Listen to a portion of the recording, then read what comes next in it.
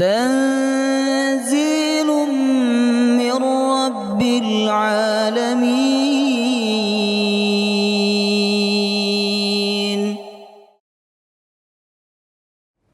السلام عليكم ورحمة الله وبركاته.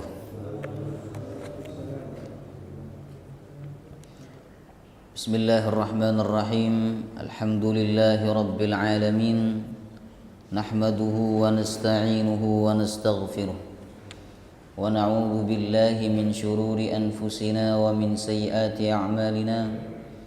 من يهده الله فلا مضل له ومن يضلل فلا هادي له. أشهد أن لا إله إلا الله وحده لا شريك له، وأشهد أن محمدا عبده ورسوله لا نبي ولا رسول بعده. اللهم صل وسلم على سيدنا ونبينا محمد وعلى آله وصحبه أجمعين. اللهم علمنا ما ينفعنا وانفعنا بما علمتنا وزدنا علما واجعلنا من الصالحين. آمين يا رب العالمين. Alhamdulillah, senantiasa kita memuji dan bersyukur kepada Allah Subhanahu wa taala yang selalu memberikan nikmat kepada kita semua. Di antara nikmatnya yaitu nikmat memahami ilmu agama. Malam hari ini kita duduk untuk memahami perkara-perkara agama, ya, melalui kitab Umdatul Ahkam, hadis-hadis riwayat Imam Bukhari dan Imam Muslim yang berkaitan dengan hukum-hukum Islam. Jamaah rahimakumullah. Nah, memahami ilmu agama ini sangat penting Bapak Ibu, agar kita tahu bagaimana cara beribadah kepada Allah yang baik dan yang benar. Sebab diterimanya ibadah itu tidak hanya bermodalkan ikhlas, tetapi juga harus sesuai tuntunan Allah dan Rasulnya. Jamaah rahimakumullah. Baik, kita lanjutkan kajian kitab Umdatul Ahkam. Bulan kemarin kita bahas bab berapa? 24 ya. Bab jamak. Jamak salat. Sekarang berarti masuk bab 25. Mengqashar salat ketika safar. Jamaah rahimakumullah. Baik. Apa bedanya jamak dengan qashar, ya? Kita review dulu materi yang lalu Bapak Ibu sebelum kita bahas perbedaan jamak dan qashar, ya. Jamak itu adalah menggabungkan dua solat dalam satu waktu, dan dua solat itu sudah ditentukan pasangannya, zuhur dan asar, maghrib dengan isya. Jamaah rahimakumullah. Artinya kalau bukan pasangannya maka tidak boleh dijamak. Jadi asar tidak boleh dijamak dengan maghrib, ya. Nah, isya tidak boleh dijamak dengan subuh. Jamaah rahimakumullah, ya. Karena pasangannya sholat siang, pasangannya sholat siang, yaitu zuhur dan asar. Sholat malam, pasangannya juga sholat malam, yaitu maghrib dan isya. Karena subuh tidak ada pasangannya, maka dia tidak boleh dijamak. Itu pengertian dengan tentang sholat jamak, Bapak Ibu. Kemudian menjamak salat, ya, ini ada dua macam. Ada yang sistem takdim, ada yang sistem takhir. Takdim itu berarti salat yang kedua dilakukan dalam waktu salat yang pertama.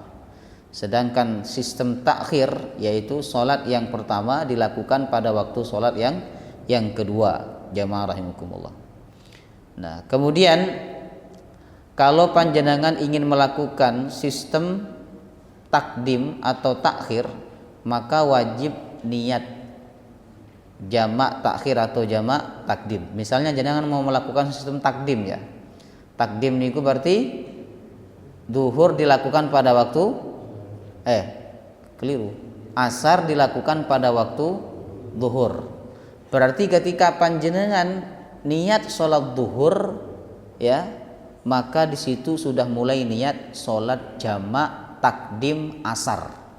Paham nggih? Waktu sholat duhur niku kan ketika mau sholat duhur kan wajib niat. Nah, waktu itu juga panjenengan wajib berniat sholat jamak takdim asar.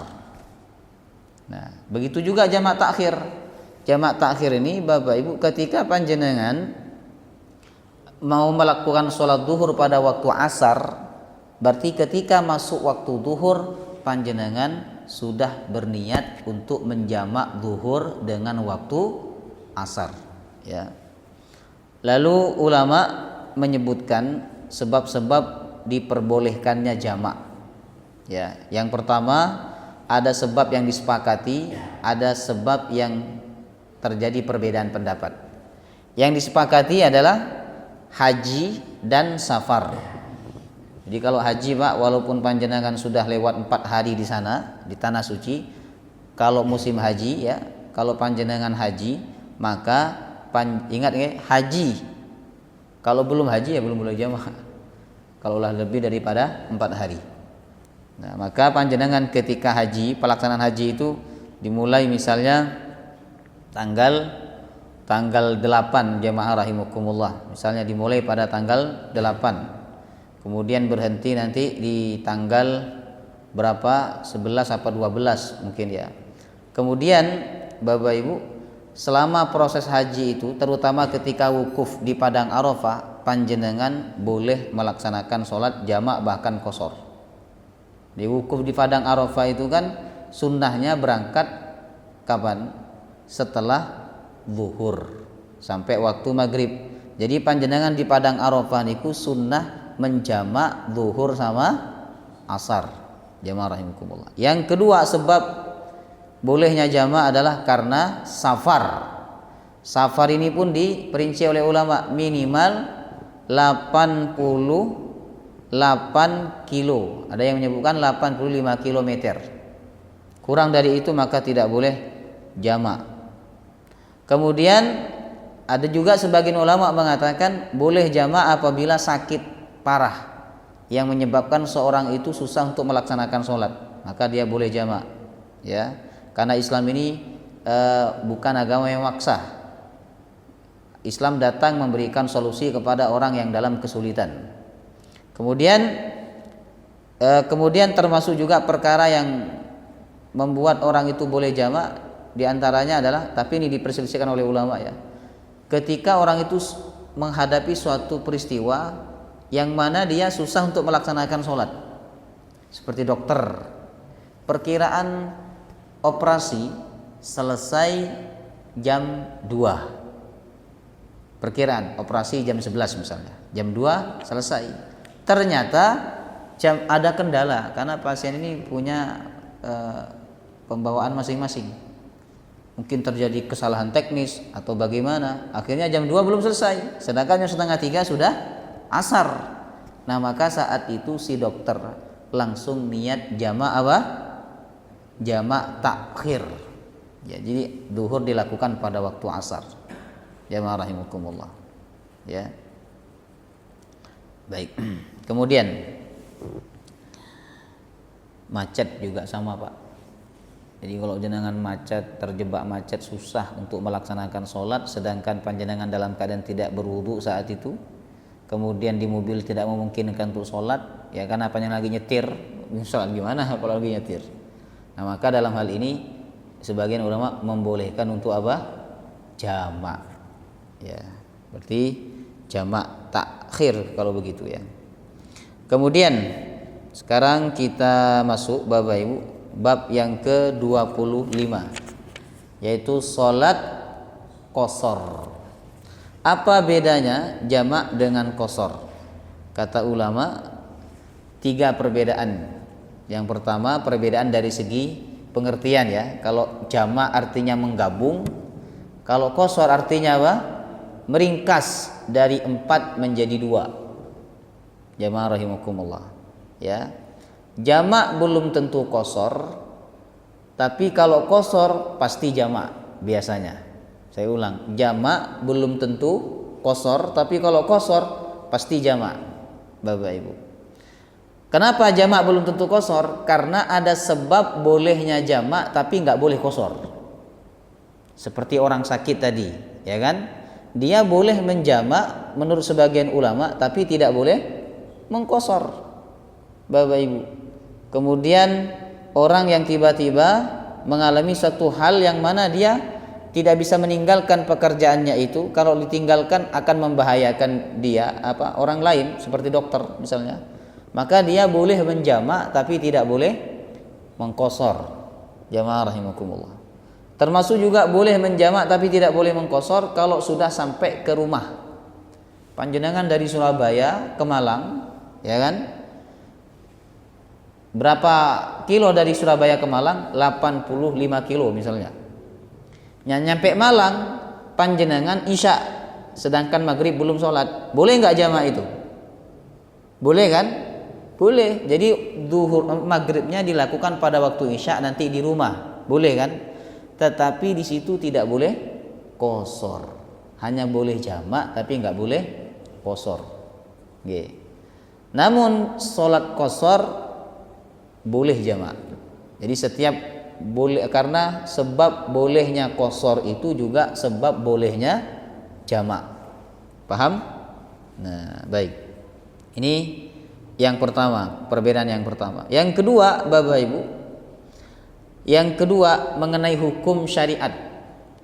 Ulama mengatakan jamak niku boleh-boleh saja asalkan sebab-sebabnya terpenuhi. Jamaah rahimakumullah. Bahkan ada sebagian ulama lebih baik tidak jamak. Jadi ada sebagian ulama mengatakan lebih baik tidak jamak. Tetapi jumhur ulama mengatakan boleh menjamak. Ya, kalau sebab-sebabnya sudah terpenuhi. Sedangkan qasar, hukum qasar kata ulama, ini ulama sepakat qasar itu lebih utama daripada sholat sempurna. Jadi sholat 2 rakaat lebih utama daripada sholat 4 rakaat ketika orang itu dalam keadaan safar. Jamaah Allah. Bahkan dalam mazhab Hanafi qasar itu hukumnya wajib. Jadi dalam mazhab Hanafi kalau orang sholatnya tidak qasar padahal dia safar, maka sholatnya sah tapi dia berdosa. Jadi saking utamanya qasar, Bapak Ibu. Karena Nabi setiap kali melakukan safar, beliau melaksanakan sholat dengan cara qasar. Jamaah rahimakumullah, ya. Kemudian yang ketiga perbedaannya, Bapak Ibu, perbedaannya sebab bolehnya jamak itu lebih banyak daripada sebab bolehnya qasar. Kalau qasar, Pak, sebab bolehnya hanya satu saja, safar. Kalau nggak safar nggak boleh qasar. Sedangkan jamak sebab bolehnya banyak, sakit, yang susah untuk melaksanakan sholat, dan yang lain-lain tadi yang sudah kita pelajari, Bapak Ibu jamaah rahimakumullah. Makanya tadi saya katakan bolehnya jamak itu belum tentu bolehnya qasar, tapi bolehnya orang melaksanakan sholat qasar, maka bolehnya juga dia untuk melaksanakan jamak, yaitu ketika safar, Bapak Ibu. Baik, itu perbedaan antara sholat jamak dan sholat qasar. Jadi jangan sampai keliru, Pak. Ini pentingnya belajar ya. Ada sebagian orang udah nyampe rumah, ya, udah kembali ke tempat kelahirannya atau udah di kota kelahirannya, dia sholat jamak plus qasar. Ini keliru ini, ya. Dia hanya boleh jamak tapi tidak boleh qasar. Jamaah rahimakumullah, ya. Kemudian Bapak Ibu, dalam Al-Quran qasar solat ini ada dalilnya secara khusus, beda dengan jamak. Kalau jamak tidak ada dalil khusus dalam Al-Quran, hanya disebutkan dalam hadis-hadis Nabi sallallahu alaihi wasallam. Untuk qasar ini ada dalil khususnya, makanya ulama mengatakan qasar ini lebih baik daripada sempurna, Bapak Ibu. Bahkan Imam Hanafi mengatakan wajib, ya. Nanti kita bahas hukum sholat qasar ketika perjalanan. Dalilnya ada di surah An-Nisa ayat 101. wa idza darabtum fil ardi falaisa 'alaikum junahun an taqsuru minas shalah in khiftum ay yaftinakumul ladzina kafaru.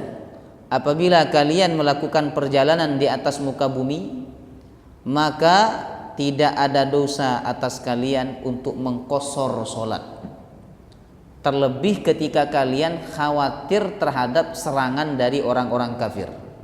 Ayat ini berbicara tentang peperangan, Bapak Ibu, yang mana kebiasaan Nabi dan para sahabat keluar ya untuk berperang melawan orang-orang kafir, jamaah rahimakumullah. Sehingga ketika itu Allah memberikan keringanan kepada mereka untuk mengqashar salat zuhur dan asar, isya, jamaah rahimakumullah. Ini yang boleh dikosor hanya yang 4 rakaat, nggih. Zuhur, asar sama isya. Adapun maghrib ya tidak boleh dikosor. Kalau maghrib dikosor jadi berapa? Berarti sampai ruku tok. Ya, rakaat keduanya sampai ruku, habis itu salam. Bapak Ibu. Ini jadi hanya yang 4 saja. Ya.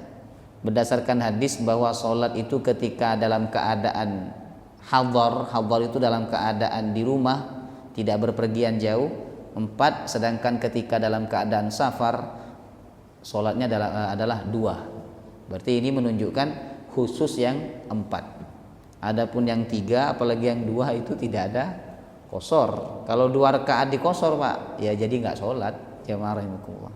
Makanya sekarang kan banyak orang sholat subuhnya dikosor. Subuhnya dikosor karena apa? Ya tidak sholat subuh, jamaah rahimakumullah. Ya. Baik. Ada seorang sahabat ya,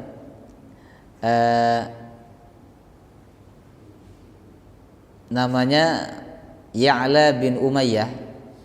Dia berkata kepada sahabat Umar, saya heran kepada manusia itu, kepada orang-orang ya, kepada kaum muslimin. Kenapa mereka masih mengqashar sholatnya ketika perjalanan? Padahal tidak ada musuh yang menyerang. Sedangkan ayat tadi kan apabila kalian khawatir terhadap musuh. Kemudian Umar bin Khattab radhiyallahu an menjawab, ajibtu mimma ajibta minhu. Aku pun juga heran sebagaimana yang kamu herankan. Kenapa kok kita masih diperbolehkan qashar? Ya, padahal sudah tidak perang. Kita tidak takut, tidak ada ancaman dari musuh walaupun kita perjalanan jauh. Kemudian hal ini diceritakan kepada Rasulullah SAW. Apa kata Rasulullah? Ini jawaban yang sangat indah, Bapak. Kata Rasulullah, shadaqah, itu sedekah, ya. Tasaddaqallahu biha alaikum fa'aqbilu sadaqatahu. Itu adalah sedekah yang mana Allah bersedekah kepada kalian, maka ambillah sedekahnya Allah. Subhanallah. Jadi sholat qashar itu, Pak, ketika kita perjalanan jauh walaupun gak ada musuh yang menyerang ya, itu sedekah dari Allah. Nah, maka perintah Nabi, ambillah sedekah itu. Ya, Allah ingin ngasih sedekah kok kita nggak ambil, itu tandanya apa? Sombong. Makanya dalam mazhab Hanafi ya, sholat qashar itu wajib bila orang itu berpergian jauh, Bapak Ibu. Ya, kenapa? Karena kalau nggak ngambil qashar, dia dianggap sombong. Sombong, jemaah rahimakumullah. Itu sedekah dari Allah, kata Nabi, ambil sedekah itu. Tapi ulama lain mengatakan, oh nggak gitu. Mengambil sedekah itu wajib apa sunnah? Atau boleh? Misalnya nih, saya sedekah sama panjenengan nih. Apakah wajib panjenengan mengambilnya? Tidak. Apakah sunnah? Ya, juga tidak. Dalam mazhab Syafi'i, mengambil sedekah itu pilihan, diambil silakan, tidak diambil tidak apa-apa. Makanya dalam mazhab Syafi'i, Bapak Ibu, sholat qashar itu hukumnya pilihan. Ya, pilihan dia. Mau sholat qashar silahkan, tidak sholat qashar enggak apa-apa, tapi lebih utama sholat qashar. Kalau kita bicara lebih utamanya, jamaah rahimakumullah. Baik. Kemudian ulama berbeda pendapat mengenai hukum sholat qashar ketika safar. Ya, pendapat pertama mengatakan wajib. Wah, ini sangat sangat keras ya. Wajib, bahkan wajib ya, yaitu pendapat mazhab Hanafi, Bapak Ibu. Karena bahkan dalam mazhab Hanafi, bila dilakukan itmam itu sempurna 4 rakaat, sholatnya sah tapi berdosa. Jadi orang nggak sholat qashar ketika safar, kata Imam Hanafi, dia telah berdosa karena dia tidak memenuhi perintah Nabi untuk mengambil sedekahnya Allah Subhanahu wa taala. Subhanallah ya. Kemudian dalilnya beliau berlandaskan dengan hadis Al-Bukhari. Awwalu ma furidat rak'atain fa aqartu salatas safar wa atamtu salatal hadar. Kata Nabi, pertama salat itu diwajibkan oleh Allah 2 rakaat. Jadi Pak ya, pertama kali sholat diwajibkan oleh Allah kepada Nabi Muhammad dan umatnya itu cuma 2 rakaat saja, cuma 2 rakaat. Termasuk zuhur asar itu awalnya 2 rakaat, tapi kemudian ya, yang 2 rakaat itu tetap 2 rakaat ketika safar, kemudian 4 rakaat ketika tidak safar. Jadi awalnya 2, tapi yang 2 ini berlaku ketika safar. Yang ketika tidak safar maka yang 2 tadi berubah jadi 4. Jamaah rahimakumullah. Subhanallah. Ini dalil Imam Hanafi bahwa salat qashar ketika safar itu hukumnya wajib, Pak. Senang nggak ini dengan dalil ini? Kita senang dengan dalil kayak gini nih, senang kita kan. Kalau bisa nggak sholat, kalau bisa nggak sholat ya kan. Jadi salat qashar, jamaah rahimakumullah. Bahkan ulama mengatakan sholat rawatib ketika safar itu lebih utama ditinggalkan, Pak.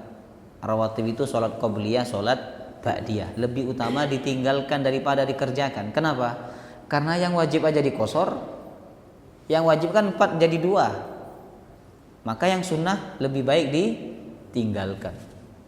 Karena orang yang rutin melaksanakan amalan sunnah, kata Nabi, ketika dia tidak safar, maka ketika dia safar lalu dia tinggalkan amalan sunnah atau sholat sunnahnya itu, dia tetap mendapatkan pahala seperti orang yang tidak safar.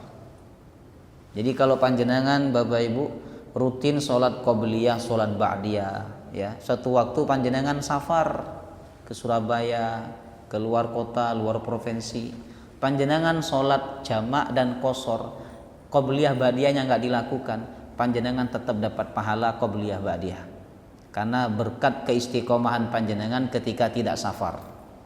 Sama juga orang yang sehat, kata Nabi, yang sehat dan dia istiqomah melakukan satu kebaikan, lalu ketika sakit dia tidak bisa melakukan kebaikan itu atau amal soleh itu, maka dia tetap dicatat seperti orang yang melakukan amal soleh waktu dia sehat. Jamaah rahimakumullah ya. Kemudian pendapat yang kedua mengatakan sholat qashar ketika safar sunnah muakkad. Ini pendapat yang kuat Bapak Ibu ya.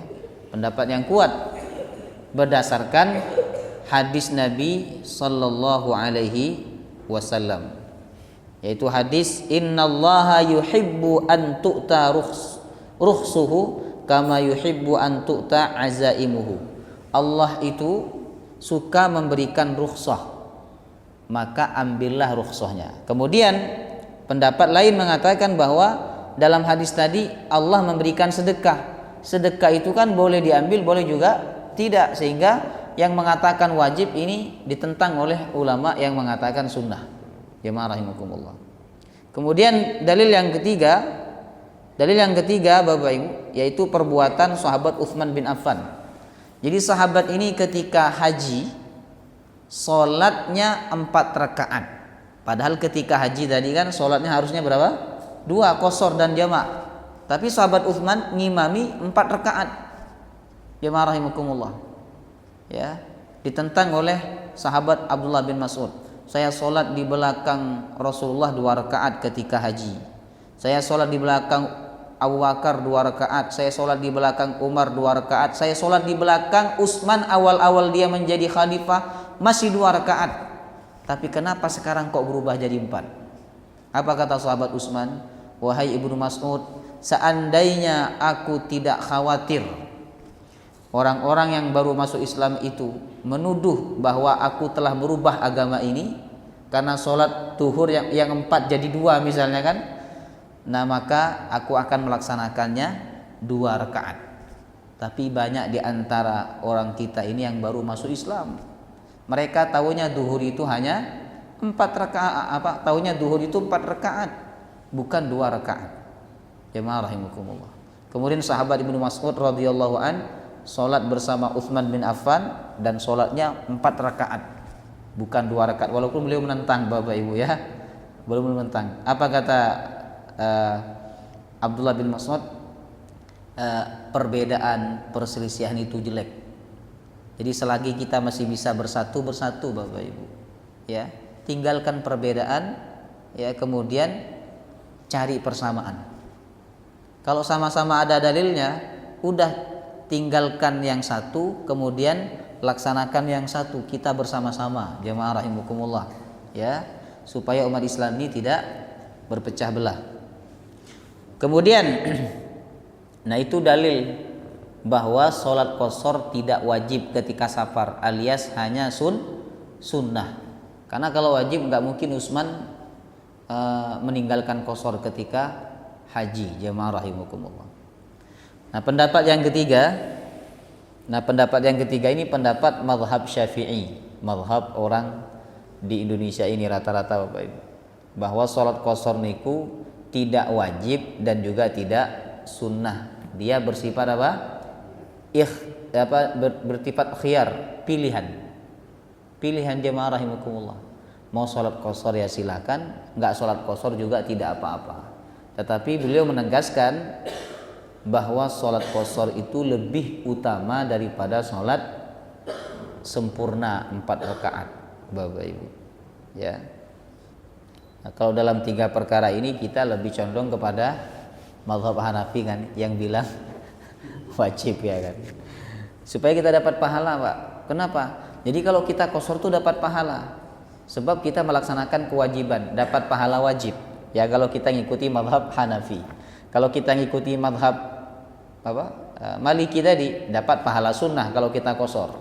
Kalau ngikuti mazhab Syafi'i, ya nggak dapat pahala kita qashar itu. Jadi qashar itu ya sama seperti sholat biasa. Jemaah rahimakumullah. Gitu.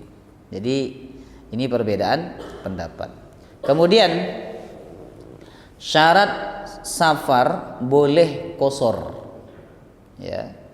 Jadi ulama kan sepakat bahwa bolehnya orang mengqashar sholat itu hanya satu sebab, Pak. Apa tadi? Safar. Selain safar tidak boleh mengqashar. Jemaah rahimakumullah. Ya. Nah sehingga ulama menyebutkan syarat-syarat safar boleh mengqashar sholat. Yang pertama, seseorang itu harus niat safar. Kenapa? Harus niat safar. Kalau dia nggak niat safar ya nggak boleh qashar. Memang ada orang pergi jauh nggak niat safar. Ada kan? Kita udah belajar bulan kemarin. Orang yang diculik ya kan, dibawa ke Surabaya misalnya. Dia kan nggak niat safar sama sekali itu. Ya, Bapak Ibu. Atau orang yang tersesat. Ya. Dia naik bis niatnya dari Malang ke mana? Yang dekat Surabaya. Lawang lah. Ternyata dia ketiduran. Tiduran dibawa sama sopirnya sampai ke Bungurasi. Ya kan? Ini sudah mencapai 85 km kan. Tetapi dia tidak ada niat safar ke situ. Maka dia sampai Surabaya itu tidak boleh qashar dan tidak boleh jamak. Nah ini pentingnya belajar ya Bapak Ibu ya. Begitu juga orang yang lari ya, karena dikejar hewan buas, lari sampai ke Surabaya misalnya ya, itu nggak boleh qashar karena dia tidak ada niat safar.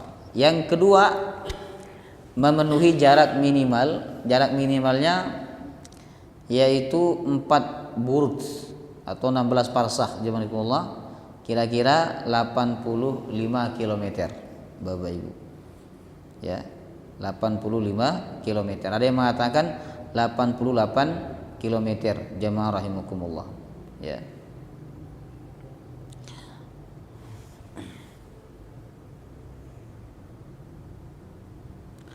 Kemudian bagaimana dengan hadis Nabi bahwa Nabi ini ketika berjalan sampai salasati amyal, 3 mil. 3 mil itu berapa kilo, Pak?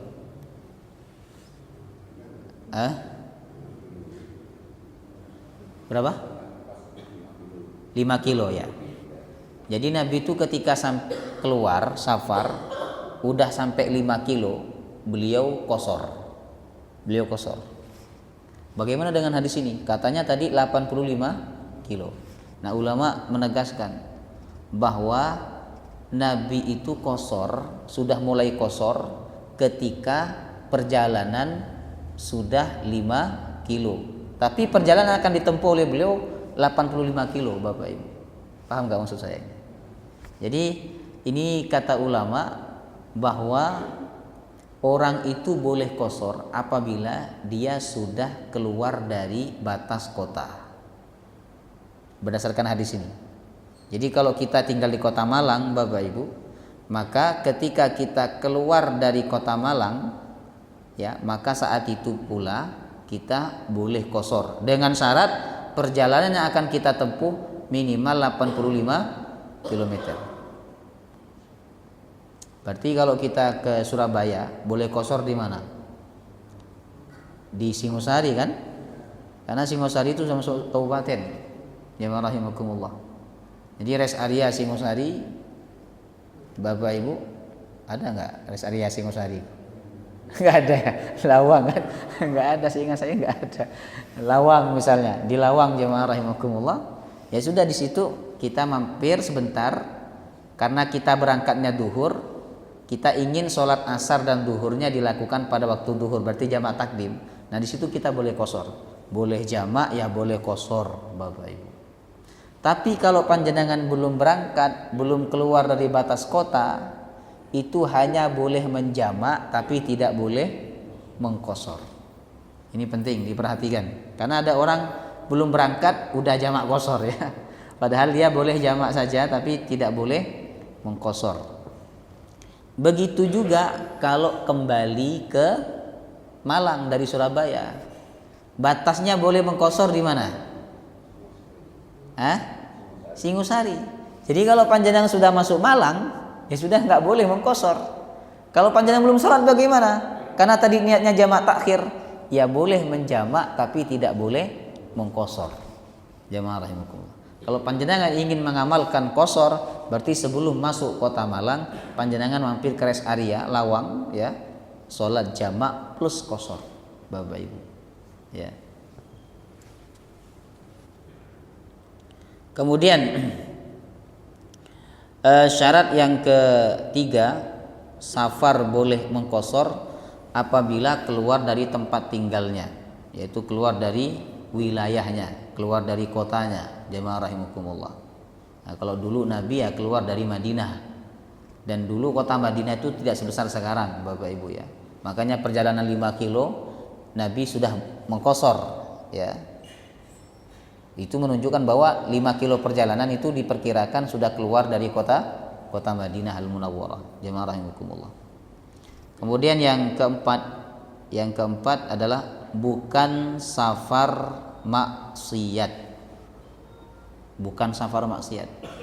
Jadi kalau ke Surabaya misalnya mau judi, masa ada orang mau judi sholat? Ya ada mungkin, jamaah rahimakumullah.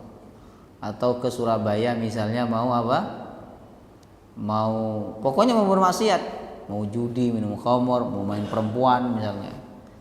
Nah maka Bapak Ibu, perjalanan itu selama perjalanan dan selama di Surabaya dia tidak boleh apa? Qashar, tidak boleh jamak, nggak boleh qashar. Tapi nggak ada orang jaranglah ada orang sholat jamak karena ingin bermaksiat gitu, safarnya nggak ada. Ya itu pasti nggak sholat Bapak Ibu. Ya itu pasti nggak sholat. Kemudian sebab-sebab habisnya kebolehan qashar.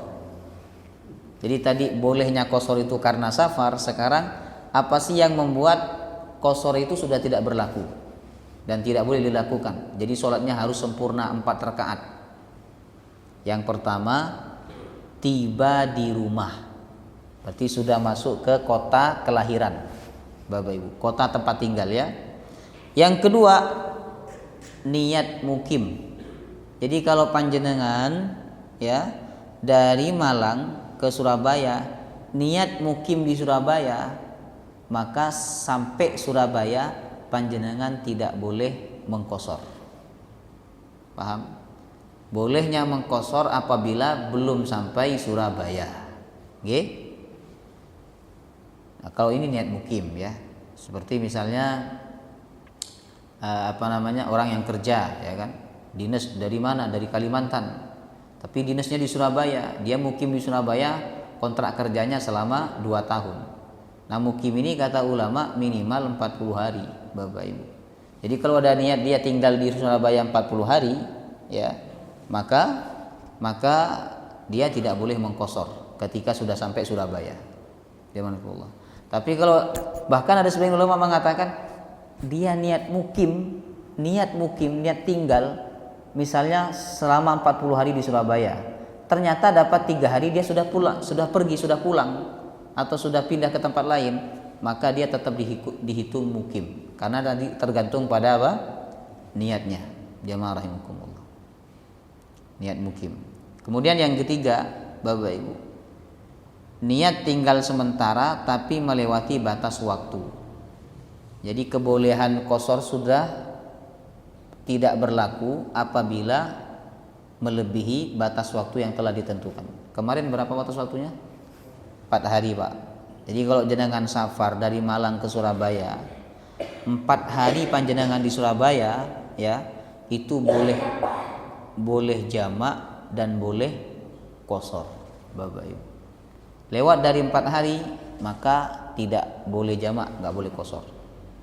Jamaah rahimakumullah. Kalau belum 4 hari lalu pindah ke mana?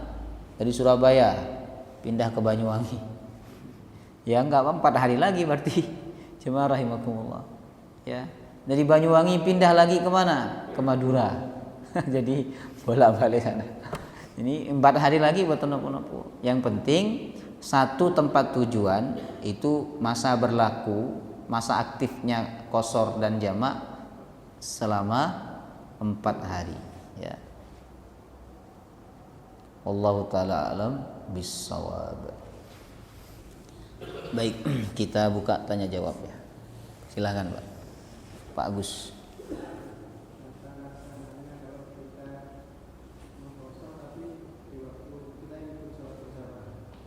Oh ya, ini belum saya jelaskan ya. Terima kasih sudah ditanyakan ya. Jadi hukum orang yang sholat qashar bermakmum kepada orang yang sholatnya sempurna. Imamnya sholat 4, makmumnya sholat 2 rakaat. Nah hukumnya bagaimana? Nah kata ulama, termasuk syarat qashar niku Bapak Ibu, tidak boleh bermakmum kepada orang yang sholatnya sempurna. Termasuk syarat qashar itu. Kalau sudah terlanjur bagaimana?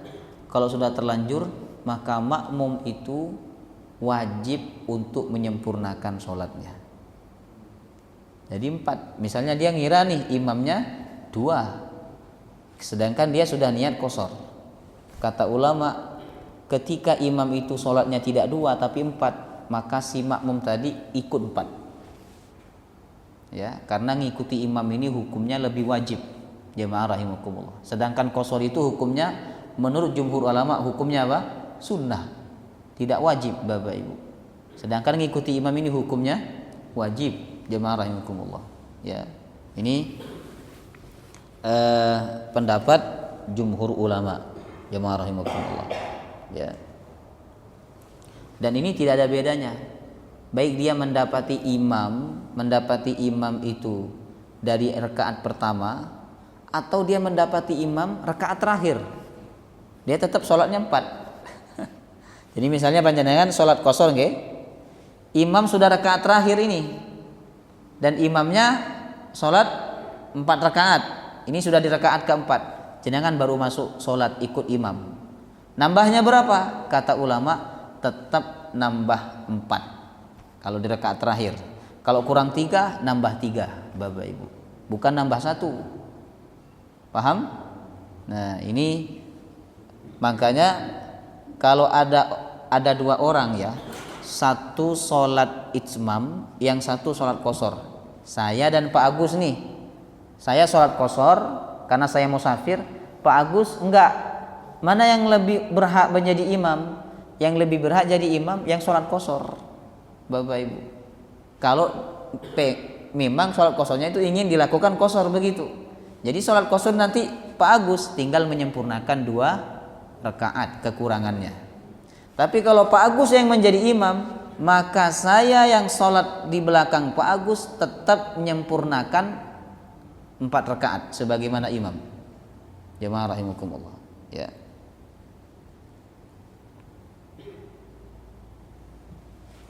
Tetapi di sini tidak dimakruhkan ya, tidak dimakruhkan musafir menjadi makmum kepada orang yang sholat mukim. Ya, yang tidak musafir tidak makruh. Selama tadi yang musafir niku sholatnya sempurna sebagaimana imamnya. Paham nggih? Jadi kalau pengen sholat qashar, ya, nunggu sholat yang di masjid selesai dulu.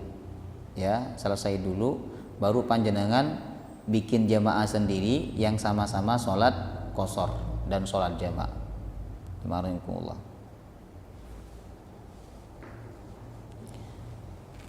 Baik.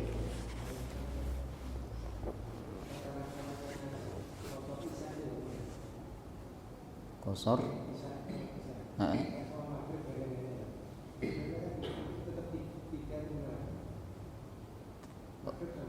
Iya. Oh, mau dijamak. Oh, kalau maghrib kan nggak bisa diqashar. Berarti dia hanya bisa dijamak saja. Sehingga ketika sholat maghrib niatnya nggak sholat qashar, hanya niat sholat jamak saja. Paham nggak? Pertanyaan ini gimana, Pak? Iya. Oh enggak, kalau maghribnya nggak boleh diqashar. Boleh dijamak tapi nggak boleh diqashar. Isya'nya boleh diqashar. Karena qashar ini hanya berlaku untuk yang 4. Ya. Baik. Ada lagi? Itu niatnya di awal sholat atau sendiri misalnya. Terus yang Untuk yang qashar. Ya, mau jamak mau qashar itu misalkan dari maghrib ini. Jadi sholat maghribnya jamak, kemudian selesai sholat maghrib salam, kemudian Sholat isya. niat lagi qashar. Oh ya. Jadi pas maghribnya itu tidak niat qashar. Dia hanya niat sholat jamak saja. Saya sholat maghrib jamak takdim dengan isya. Ngoten nggih. Nah, nanti sholat isya'nya niatnya 2, niat sholat jamak takdim dan sholat qashar. Jadi dan niat ini tidak perlu diucapkan.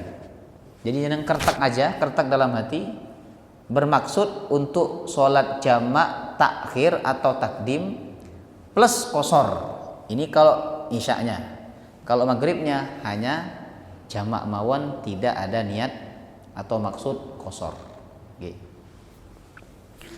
Berarti kalau gesernya itu nggak terlalu jauh, misalkan dari Surabaya ke Lamongan masih berlaku juga rumus boleh 4 hari ini gue. Oh nggak boleh. Jadi gesernya harus ini 85 km. Nah, jadi dari Surabaya. Oh nggak bisa. Jadi di Lamongan itu kalau di Surabaya sudah 2 hari, hari ketiga pindah ke Lamongan, berarti di Lamongan hanya sisa 2 hari Bapak Ibu, kecuali dari Lamongan ke Madura misalnya, Sumeneb. Nah itu pasti ya Sumeneb lebih 85 Bapak Ibu ya. Nah maka itu dimulai dari awal lagi, boleh ya. Dan tidak boleh qadha. Qadha itu maksudnya kemarin kan di Surabaya saya cuma 2 hari kan, terus ke Sumeneb, dari Surabaya Sumeneb ada nggak 85 lebih kan. Nah ternyata di Sumeneb panjenengan ngambilnya 6 hari, karena apa? Di Surabaya sisa 2 hari, jadi itu nggak boleh ya. Jadi satu tempat maksimal 4 ya, dan tidak boleh digantikan ke tempat yang lain ya. Baik, yang 2 hari dianggap hangus ya. Baik, wallahu taala alam bissawab. Subhanakallahumma wa bihamdika asyhadu an la ilaha illa anta astaghfiruka wa atubu ilaik. Assalamualaikum warahmatullahi wabarakatuh.